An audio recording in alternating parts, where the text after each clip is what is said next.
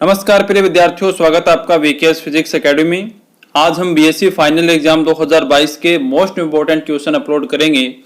यहाँ पर हम paper number 2 nuclear and solid state physics के इंपॉर्टेंट प्रश्न आपको बताएंगे। इस पेपर में न्यूक्लियर की 3 यूनिट लगती हैं और 2 यूनिट लगती हैं सॉलिड स्टेट फिजिक्स की। तो न्यूक्लियर की 30 यूनिट जो है एक्सीलरेटर और डिटेक्टर वाली, वो हमने अपलोड कर रखी है, आप देख सकते हैं। और यहाँ पर हम सॉलिड स्टेट फिजिक्स की जो 4 नंबर यूनिट आती है वो आज अपलोड कर रहे हैं।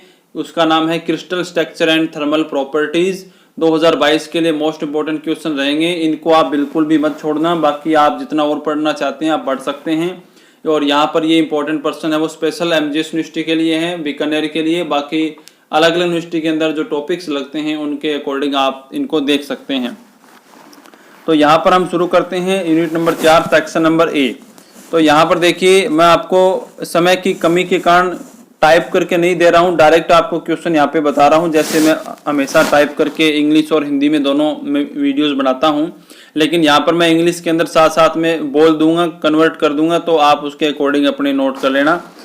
पहला है मिलर सूचकांक। मिलर सूचकांक क्या होते हैं, ये सेक्शन ए के अंदर भी आ सकता है और इसकी डिटेल से एक्सप्लेनेशन करना सेक्शन बी के अंदर भी आ सकता है। तो मिलर इंडिकेट जो है काफी मोस्ट इंपोर्टेंट है। इसके बाद आता है पैकिंग फैक्टर, संकुलन गुणांक। अब संकुलन गुणांक जो है वो मोस्टली आपको 2 पॉइंट के लिए ध्यान रखनी है। बीसीसी के लिए और एफसीसी के लिए संकुलन गुणांक क्या है, समन्वय संख्या क्या होती है, ये पर्टिकुलर इनके नाम के अकॉर्डिंग आ सकते हैं। और इनकी स्ट्रक्चर, यानी कि कौन से कोने पे, कौन से एज पे कितने परमाणु होते हैं, एटम होते हैं, ये पूरी जो स्ट्रक्चर बनाई हुई होती है वो स्ट्रक्चर भी आपको आनी चाहिए। ये 3 टाइप के क्वेश्चन यहाँ से आ सकते हैं। इसके बाद आता है फोनोन, जिसे ध्वनि क्वांटम भी कहते हैं, साउंड क्वांटम भी कहते हैं। फोनोन क्या है, ब्रिल्मा ब्रिलिन जोन क्या है, ड्यूलोग पेटिट नियम का स्टेटमेंट क्या है। इसके बाद डिबाई ताप क्या होता है। इसके बाद डिग्री ऑफ फ्रीडम, स्वतंत्रता की कोटियां क्या होती हैं, और अंतक आवृत्ति यानी कि कट ऑफ फ्रीक्वेंसी क्या है। ये सभी क्वेश्चन जो हैं वो सेक्शन ए के लिए मोस्ट इंपोर्टेंट रहेंगे।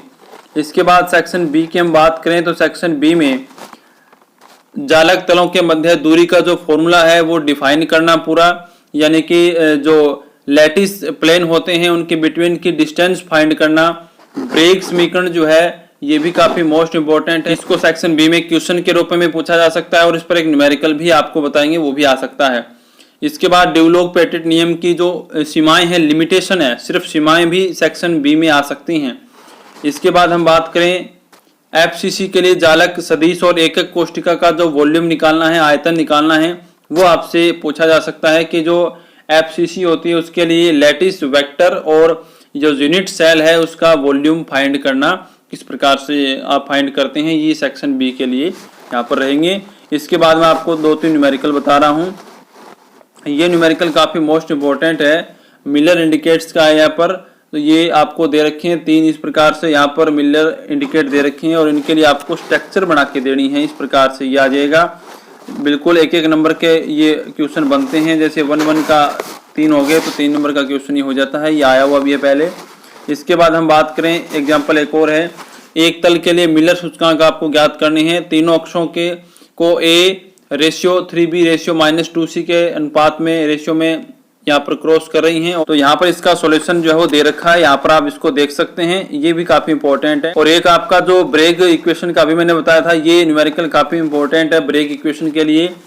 ब्रेग इक्वेशन में केसीएल के लिए, पोटेशियम क्लोराइड के लिए तल दे रखे हैं आपको, प्लेन है 100-110-11 के प्रथम कोटि यानी फर्स्ट ऑर्डर के रिफ्लेक्शन के जो उच्चिष्ट हैं, मैक्सिमा है, उनके ब्रेग एंगल जो है वो आपको दे रखे हैं और आपको बताना है कि केसीएल की क्रिस्टल संरचना क्या होगी।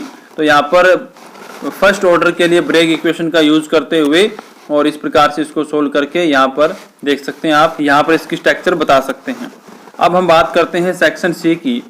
तो सेक्शन सी के अंदर डिबाई मॉडल है एक, तो पूरा डिटेल से इसको एक्सप्लेन करना, और आइंस्टीन मॉडल जो लगातार 2 साल से रिपीट हो रहा है, तो इसको भी आप छोड़ नहीं सकते हैं। हो सकता है अब की बार भी वापस रिपीट हो जाए, और ऐसा भी हो सकता है डिबाई मॉडल और आइंस्टीन मॉडल के अंदर आपको तुलना या इनमें क्या अंतर है, क्या भिन्नताएं हैं, इस प्रकार से प्रश्न बना के दे दे। तो आपको आइंस्टीन मॉडल और डिबाई मॉडल को पूरा डिटेल से तैयार रखना है और इनके अंदर डिफरेंस भी आपको आना चाहिए। तो ये थे आपके यूनिट नंबर 4 के मोस्ट इंपॉर्टेंट प्रश्न। तो इस प्रकार की वीडियोस प्राप्त करने के लिए चैनल को सब्सक्राइब करके बेल आइकन को प्रेस जरूर कर लीजिएगा और शेयर जरूर कर दें, ताकि अधिक से अधिक विद्यार्थियों को इस चैनल का जो लाभ है वो मिल सके और ज़्यादा से ज़्यादा विद्यार्थी इस चैनल के माध्यम से पढ़ करके जुड़ करके अच्छे अंक प्राप्त कर सकें। मिलते हैं नेक्स्ट वीडियो में। धन्यवाद।